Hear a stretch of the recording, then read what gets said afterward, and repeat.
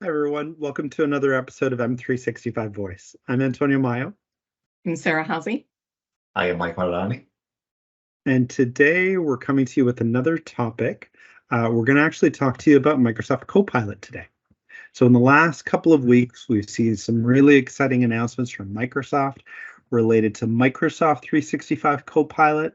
And then earlier this week, we've heard about Microsoft Security Copilot. So we're going to try to touch on both of those today and talk a little bit about what we think they mean, what the announcements shared with us, and where we think those tools can be helpful to us. An emphasis on the what we think. Yeah, it's a great point because there's not a lot of actual information released yet. Like Microsoft made some great announcements. There's some really neat videos, and they do share some useful info, but there's still a lot to be released. We don't have any technical documentation yet, for example. Mm-hmm. So maybe should we start with what Copilot is?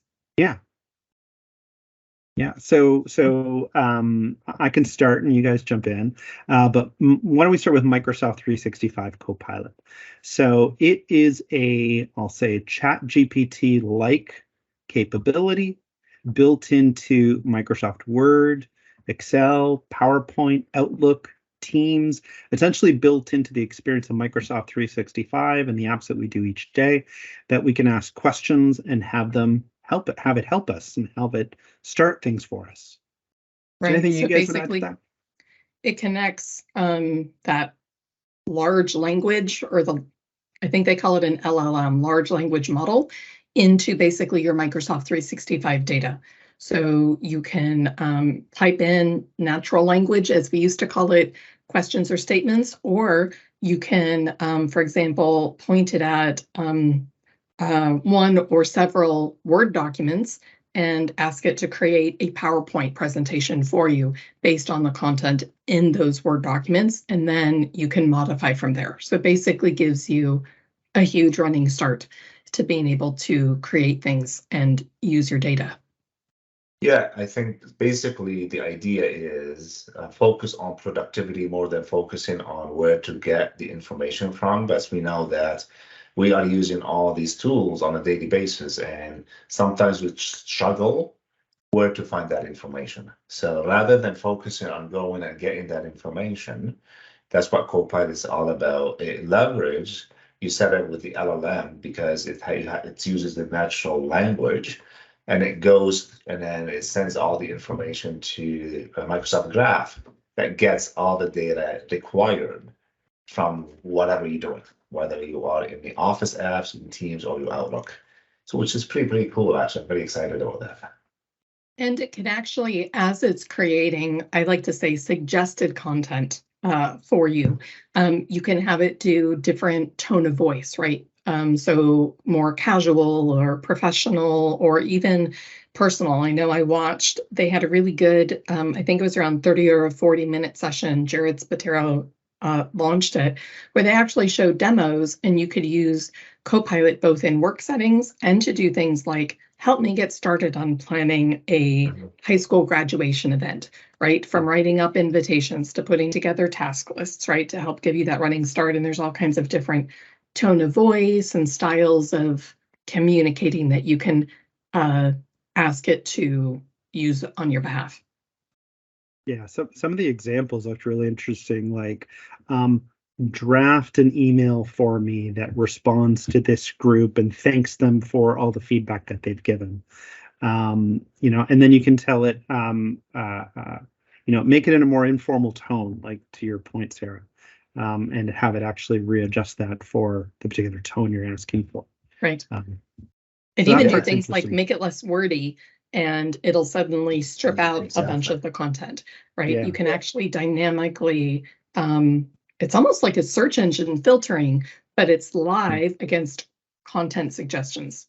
That's right. Yeah, I think I'm gonna be using it quite a bit, especially in Word, because I go and write documentations, and some nights I'm like on fire and doing a lot of documentation and writing everything, and then some days I'm like, I've done something for some client somewhere that I can really use, and I don't remember which client. So I'm very excited to go and start using Copilot so it can get me that information. Probably I've written it before, but I could not find it somewhere in my thousands of files in my OneDrive.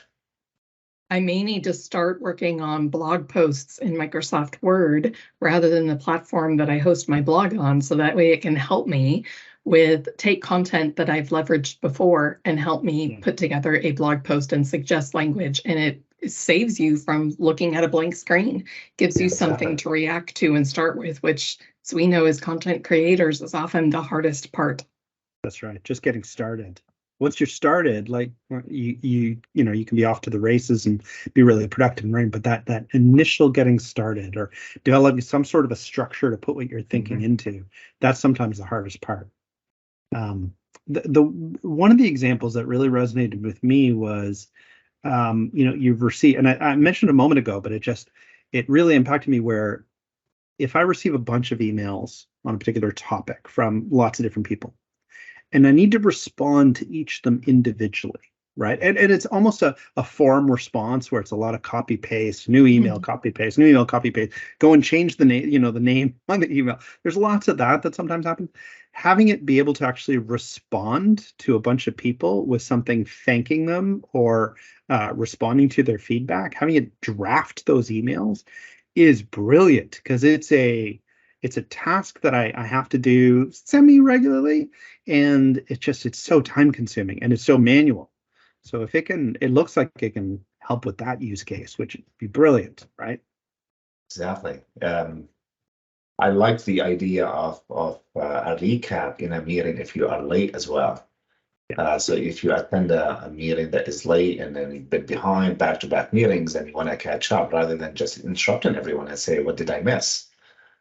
Which I do that quite often. So you can just go and say, hey, give me a recap, which is pretty cool. I love that. So maybe it would be helpful for us to talk about some of what we've seen or heard as examples of how you could use Copilot in real life situations to help people conceptually understand what we might be able to use Copilot for. One of the examples that I loved was when I attend a meeting or I think about a project, I tend to write things in outline form. And one of the cool things that you can use Copilot for is take this outline and in Microsoft Word, create, and you can be specific, create a 2-page draft in text based on this outline. And it will just draft it for you, and then you can go from there and edit it. Similar to that, like we'll write up, you know, a strategy and advisory documents for clients, and then I'll have to create a presentation to present it to some executives.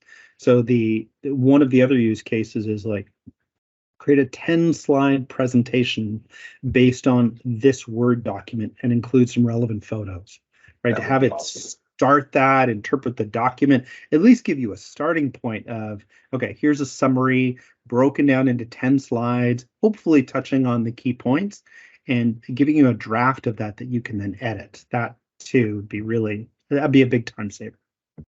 And if we tie that into what Mike was saying, we could actually ask Copilot in Microsoft 365 to summarize this Teams meeting and then create a presentation off of what we've talked about Copilot. Yep. Exactly, because you both touched on that. It's sometimes you struggle to start a draft, whether that is a PowerPoint presentation, how you want to design it, or a document. You just want to just start something and then the ideas come right away. So having Copilot to kind of kickstart that thing for you, that would be really awesome. It will save you a lot of time. Yeah. I love the Excel features because some of you may know that this is not my area of strength. So being able to type in a few words and being able to tell it what to do to summarize my data in Excel, right? And to be able to tell it, you know, break down this information by this particular variable and then create a chart for me in Copilot. I can type that up. I have a hard time figuring out how to slice and dice that information and generate the chart myself. So it gives me a starting point. Yes, I agree. I actually built like a mini library for me for Excel formulas, just because I use Excel a lot during migrations, and you have to kind of build your formulas in Excel to kind of massage the data and everything else. So for me, rather than every project typically has a unique formulas or a little bit different than the other project. So I used to go and hunt, and because I don't remember exactly which client or which migration job I did that required that kind of formula. So I just started building this like knowledge base. I guess at some point I will stop using that, and then we'll rely on Copilot. Well, I like the idea of using Excel, using this in Excel to help me build pivot tables, because I never remember how to build a pivot table. So Yeah. to be able to tell it, build a pivot table from this data based on these attributes will be awesome. Agreed. So So Mike, have you heard of other ways that you can use it in Microsoft Teams, especially in Teams meetings, to be able to help you as you're going through conversations? There's one thing that is a new feature or part of the Copilot is called Business Chat, which is not your Teams chat, not your searching in your Teams for specific keywords, whether it's coming from a chat message or a conversation, but you can go and ask Copilot to summarize documents or messages from a project or from a specific team or from a specific with different people, and it brings all those emails and the chat messages or any documentations together for you. So rather than, again, we live in this world where sometimes we don't remember which communication pathway we use, whether it was an email or I've stored something in a Teams channel, I've talked to someone Teams chat or a chat. Sometimes we get lost, we don't remember where we did this. So this is actually really, really powerful that it can bring that information back to you. I love the idea of being able to use it to ask it, like, what's the next milestone in this project? What are the risks, the current risks in this project, right? So I don't have to go hunt for that. I can just ask it and it finds it for me. Right. It'll make for meeting organizers the creation of meeting notes so much easier, because we've all been there where we're running the meeting and then we're trying to take effective meeting notes, and then you have that awkward pause while you say, hold on, I'm typing, because you want to be able to get something down clearly. And I think it'll make that kind of a situation so much easier. And then they've also... Go ahead, sir. I was also going to say that they've said that they're going to bring Copilot to Microsoft Viva. So one of the specific things that they've already talked about, and I'm actually really excited about this, bringing Copilot into things like Viva Engage, where they're going to enable things like, in the example that they gave, which I think is a crucial one, it's helping leaders to create Viva Engage posts using their words, insightful conversation starters. And I think that this is a wonderful opportunity to help start creating rich Viva Engage messages that maybe include things like charts or images or multimedia or Viva Engage stories and things like that. I think it's going to really help to have leaders and people who sometimes may want to post in Viva Engage, but maybe are, suffer from nervousness about getting started with how do I start drafting that message. I'm curious to see how Microsoft 365 Copilot captures our voice. So when we write in a particular voice, right? Like I have my voice, you guys have your own, and I'm curious to see how well it represents our own voice when it's writing, which goes beyond what we were saying earlier of, make it more formal, make it more casual. I'm wondering how it's going to do in actually capturing our voice. Because one thing that was interesting that was in the announcements, and it's in some of the documentation, the little documentation released so far, is that the large language models are not trained based on the content in your tenant. So it'll be interesting to see how the language models either, maybe they don't make use of your writing voice, or maybe they do and they learn over time. So I'm really curious to see how the models evolve over time once we start using them in our own tenants. Mm-hmm. Yeah, I've certainly heard feedback from others where they're concerned that everything is what people produce in terms of whether it's emails, Word documents, Teams, channel messages, Viva Engage posted, it's all going to sound like AI. It's all going to sound singular flavored, if you will. And I think that if people leverage it to just create content and push content, I think that there might be some degree of that, versus I think other people will use it as a starting point, refine from there, and then make it their own.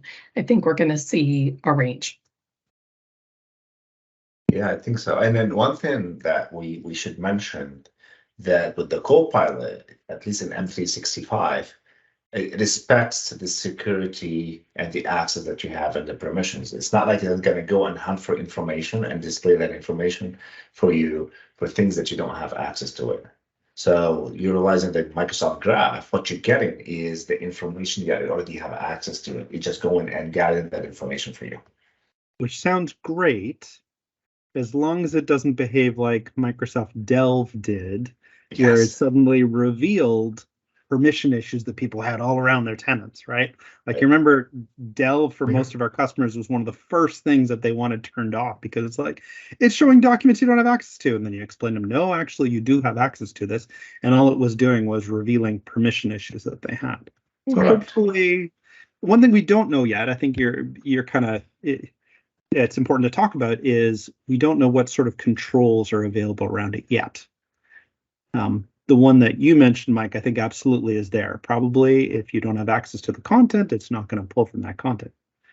However, it'll be helpful when Microsoft does release information on what sort of security and governance controls are available on it. And if you're creating a PowerPoint document or a Word document and you're pulling in charts and graphs from another document, we don't know enough to know yet. Let's say I create a Word document, I pull in a chart or a graph from another document. Let's say the two of you don't have access to the document that chart is in.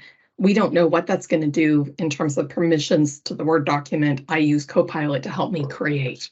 I don't think we know enough to know how it's going to respect those kinds of permission barriers with embedding content in other content.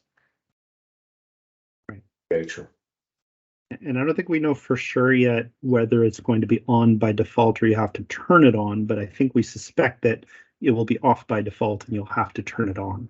Yeah, I think so. I suspect it will be, and here's why, because we were talking about this a little bit before we recorded, and in one of the Microsoft news announcements, they share that in the coming months that they'll be sharing new controls for IT admins so they can plan with confidence to enable Copilot across their orgs. And that leads me to believe that it will be disabled by default, but that's a guess. Yes. Yeah. And what else don't we know? We don't know what licenses are needed to make use of it. Yeah. No. So when it's coming and landing. That's right. That's right. Sarah, I think you were saying that Microsoft announced that they're using it with 20 customers right now. They're testing it with 20 customers. So yes, it's still in private preview, it feels like, but certainly a lot of announcements and news around it. So I think a lot of people are very excited to get their hands on it. In a relatively small private preview, they have, at least I believe that they're going to be expanding the preview to additional customers before they release it. And we did literally just check the roadmap before we recorded, and there's nothing about Copilot in the Microsoft roadmap as of this recording. So much more to come. Watch your Microsoft roadmap for updates on it.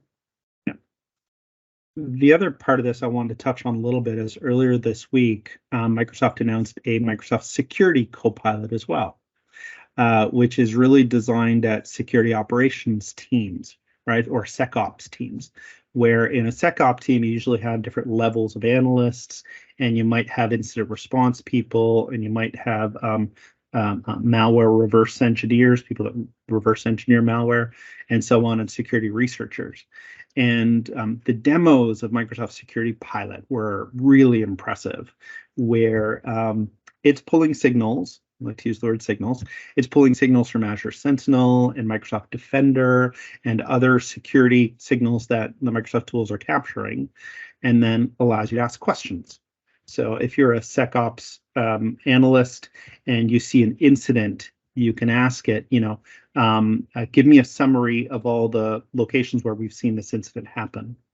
or help me reverse engineer this malware. And it will actually go in and analyze the malware. And there's likely limitation about it right now, but it'll actually do a really good job of reverse engineering the malware and actually creating a diagram for you around what the malware does and what it connects to and so on. So that was a really interesting announcement and demo to see.